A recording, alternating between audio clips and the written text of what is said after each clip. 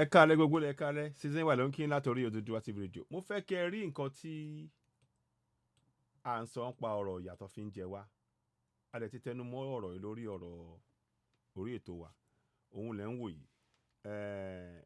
Gọ́vnà Dàpọ̀ Abíọ́dún. Ẹ gbọ́ nǹkan tí arákùnrin sọ ń pa Gọ́vnà Dàpọ̀ Abíọ́dún. Màá fẹ́ kẹ́ fi ti ara yín gbọ́. Wọ́n ní pé ebi ò pa wọn o, pé kí wọ́n yé ṣe àwọn bíi àwọn elébi irú kan bẹ́ẹ̀ yẹn. Nǹkan tó yẹ kán báàgì tán gbé fún wọn fún àwọn èèyàn 147 people,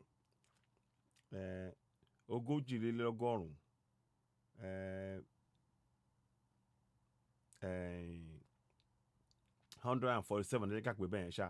Màá lọ àṣe ìwádìí iye tó jẹ́ gan ní èdè Yorùbá pátápátá, ẹ má bínú. Bó ṣe àwọn pé ó lé lọ́gọ́rùn-ún àwọn èèyàn ni wọ́n fún ní àpò rẹsì tẹ́ ń wò yìí o.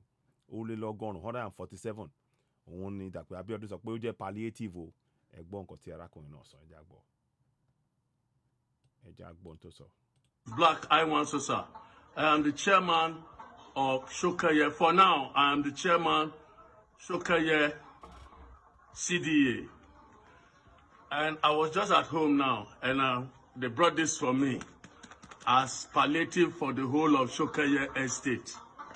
In this estate, we have 147 houses with families and tenants living there. I'm confused now. I don't know how to share this for 147 households in Shokaye estate. If you guys, the government, I'm talking to Dàpọ̀ Abíọ́dún now. If you people know you cannot do something, don't do it.